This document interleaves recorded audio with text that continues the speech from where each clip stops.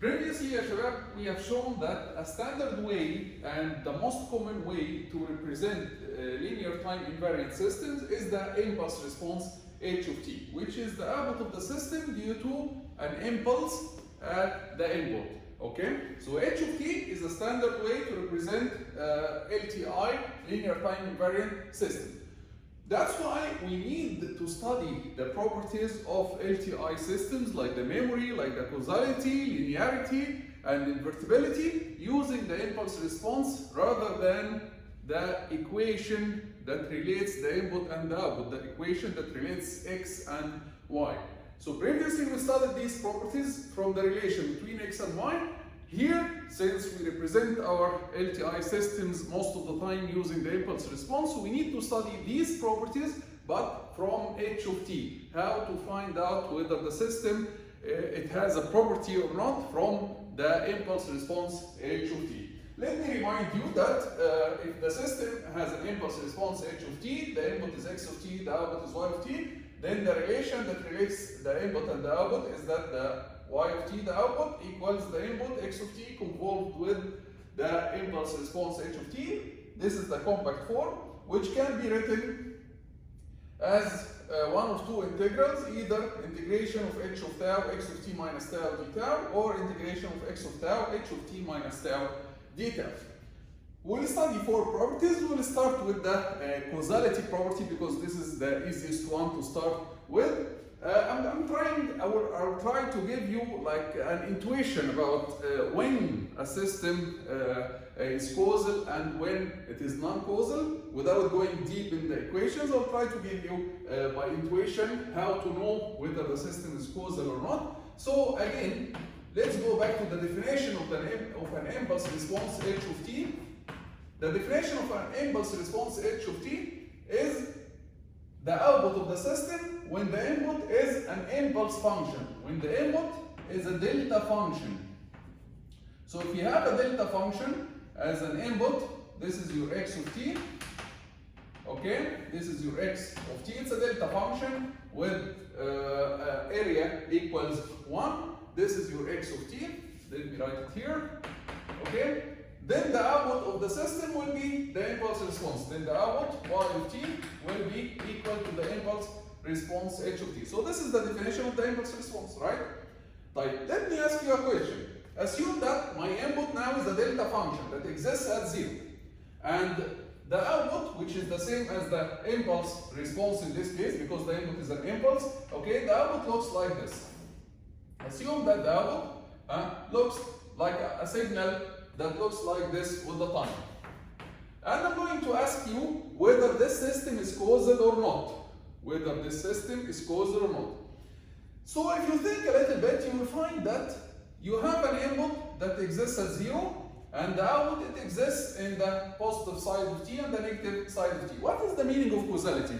Let's go back and remember. What is the meaning of causality? The meaning of causality is that the output depends only on previous or past inputs, right? So if the output depends on a future input, the system is not causal. Let's look at this example in front of us. You will find that the outputs here at the negative time instance, let's say at -4, it depends on an input that will happen at 0, right? So here we have some outputs which exist at the negative time, okay? It is generated due to an input, an impulse that will come at 0. This means that this system is not causal. Why? Because the output at a certain instant, it depends on a future input, an input that will come at a future instant, which is the 0, right? What about if the output was something like this? It exists only for the positive time, the output y of t equals h of t. Is that a causal system or not? We think here we find that the output at any instant, of time, it depends on the input that happened at 0, right? The output at the positive instance of time, the output appears at the positive instance of time, and if you check the output or the signal at any instant of time, you will find that it was generated due to an input that happened in the past, right? Why? Because the input happened at instant 0, while the output appears for instance greater than or equal 0, right? This means that the output at any instant, it happened due to an input in the past, which means that this system will be causal. So here we get an intuition. When would the system be causal? The system would be causal if its impulse response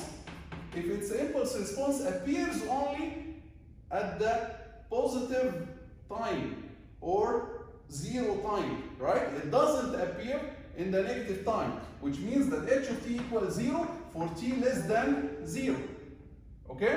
So if h of t is equals 0 when t is less than 0, we say that this system, it's a causal system. Why? Again, because the h of t is the output of the system due to an impulse that will happen at 0, right? So if the output appears after 0, if h of t appears for t greater than or equal 0, then we say that this system is causal because the output happened after the input, right? But if the output, if h of t appears in the negative time, if h of t appears in the negative time, it has a value in the negative time, which means that the output will appear before the input here. Then we say that the system is non-causal. Okay? So the system is causal only if h of t equals 0 for t less than 0. Okay? And it is non-causal if this doesn't happen. Okay? So if h of t is not 0 for t less than 0, we say that the system is non-causal. Okay, we are going to solve some examples later, but let's finish first. Let's finish the definition of the properties first, and then we solve some examples on all the properties together. Okay. So again, how to know whether the system is causal or non-causal from the impulse response? We check if the impulse response is 0 for the negative time, then this is a causal system. If the impulse response is not 0 for the negative time, this is not a causal system. This is non-causal system.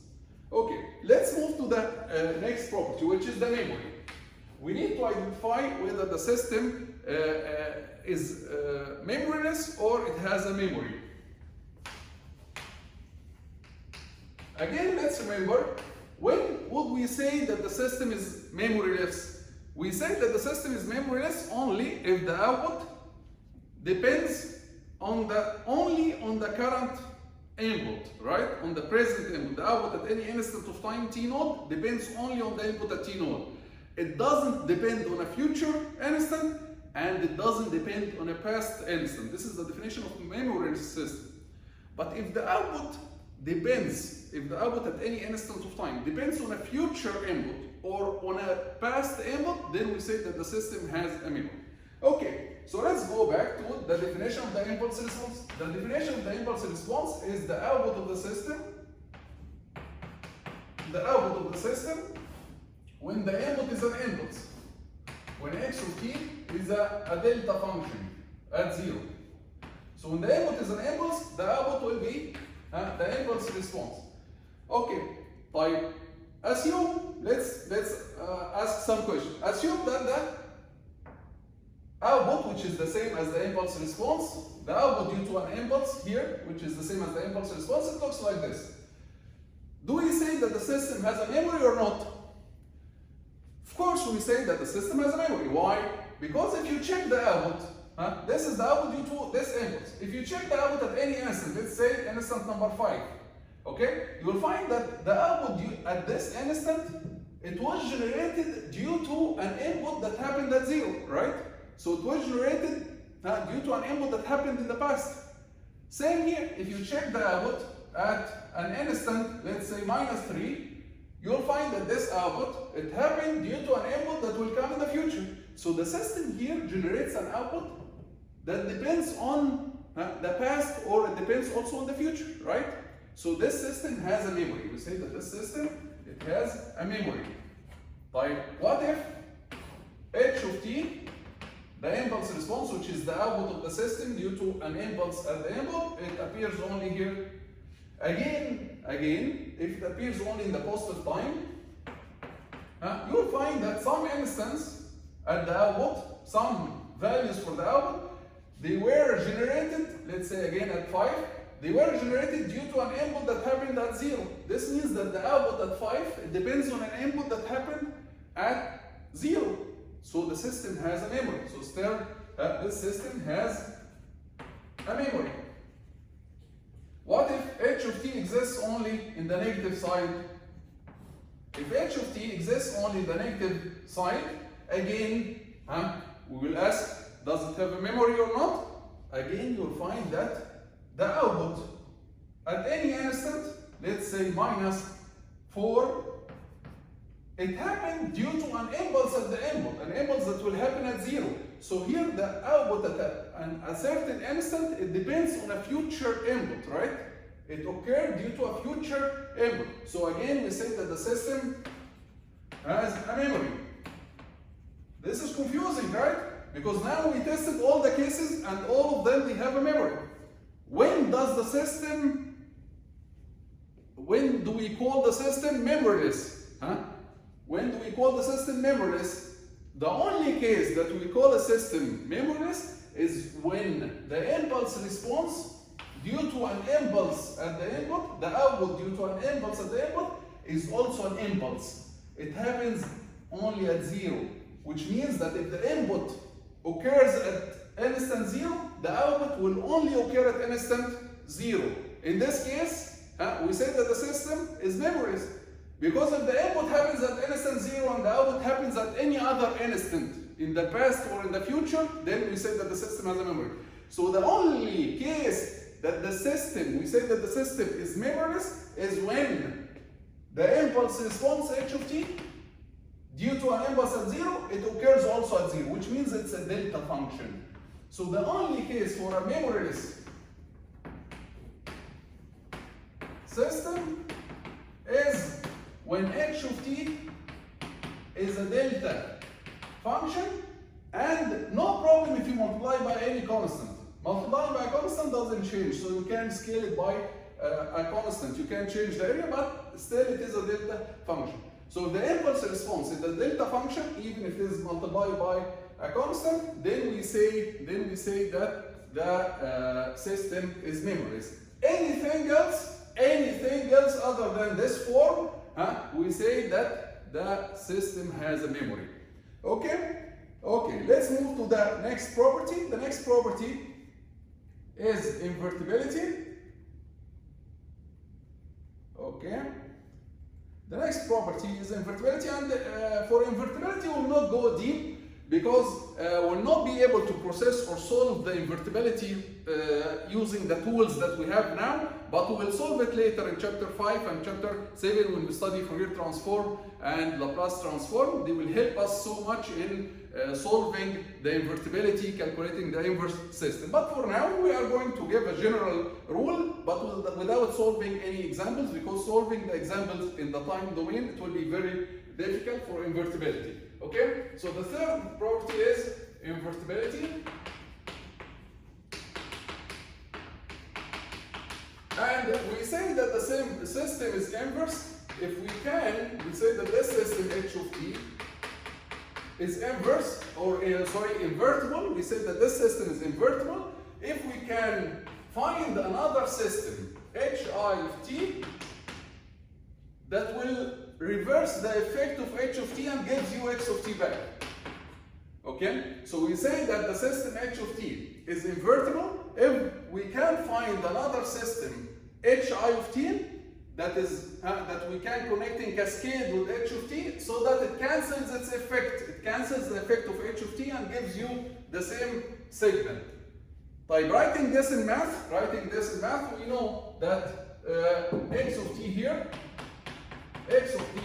the output, you can say that the output x of t here equals hi of t, convolution with the signal here. So x of t, the output of the whole thing, equals hi of t, convolution with the signal here. Like the signal here equals what? The signal here equals x of t convolution with h of t.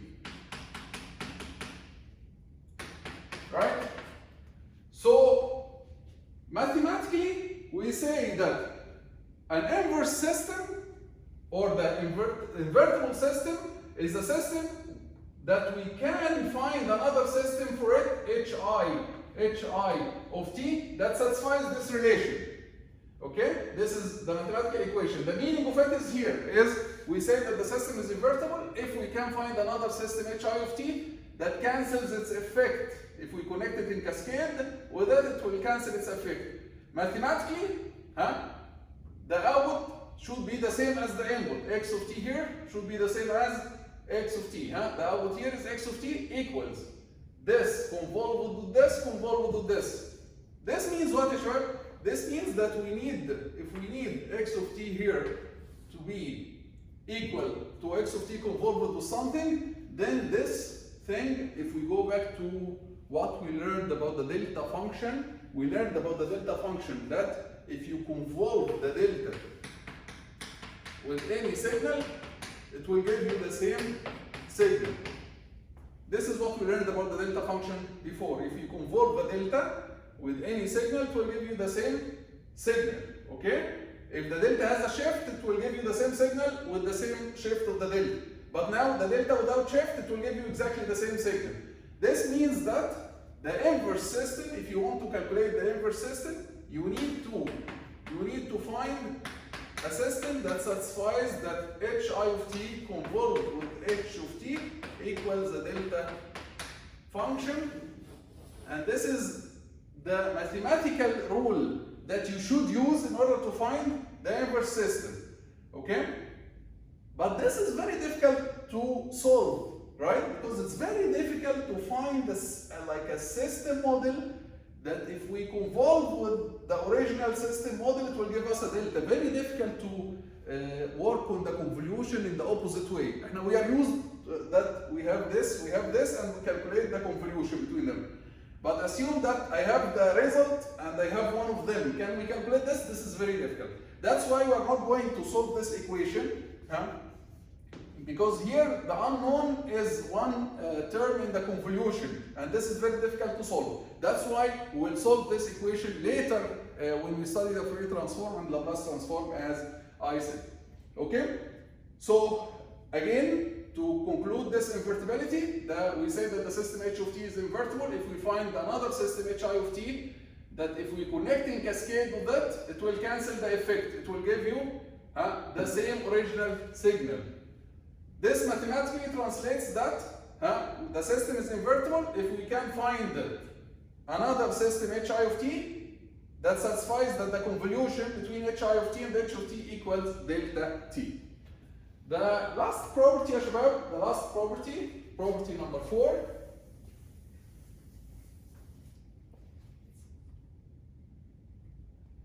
Property number 4 is stability, Bibo stability.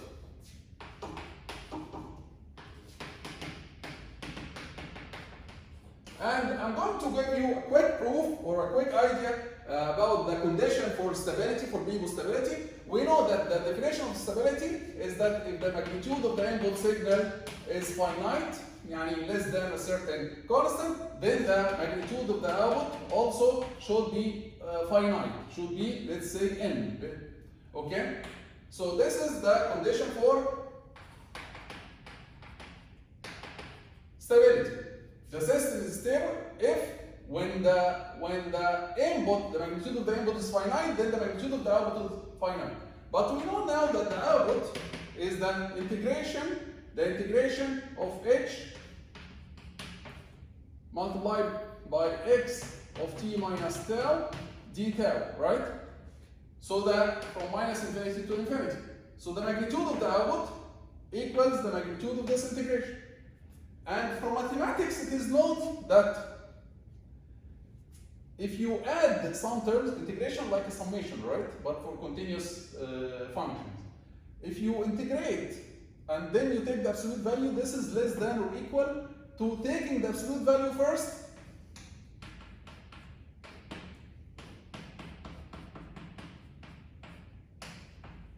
it is less than or equal to taking the absolute value first and then you sum. So if you sum some terms, if you sum minus 4 plus 3 plus minus 5, and then you take the absolute value, this is less than or equal if you take the absolute value for the minus 4, and then the absolute value for the 3, and then the absolute value for the minus 5, and try it by yourself. So taking the absolute value of a summation or integration is less than or equal to the integration of the absolute values. Okay? But I know that the absolute value of the input is a finite, and it's less than m. So this is less than m multiplied by the integration of h of tau d tau from negative infinity to infinity. Right? So in order for the output, the magnitude of the output to be finite, you need this part also to be finite. Right? So you need the condition here for stability is that you need, let me write it, I'll go to this side because maybe I'll not make this part again. So in order for the system to be stable,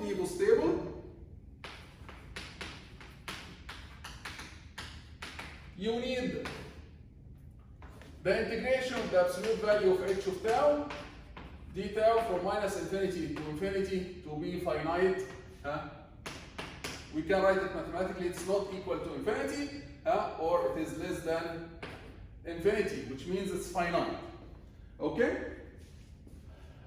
If the system is causal, if our system is causal,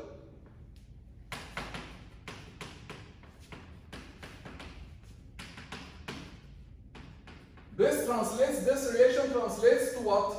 If our system is causal, it means that it exists only for the positive time, for the positive tau only. So this relation becomes integration from 0 to infinity. Absolute value of h of tau d tau is finite. So if the system is causal, we can write this relation or this condition as following. So the system is Beable stable if this relation is satisfied, and if our system is causal, we can use this relation as a condition. Okay? Right. Okay, let me see.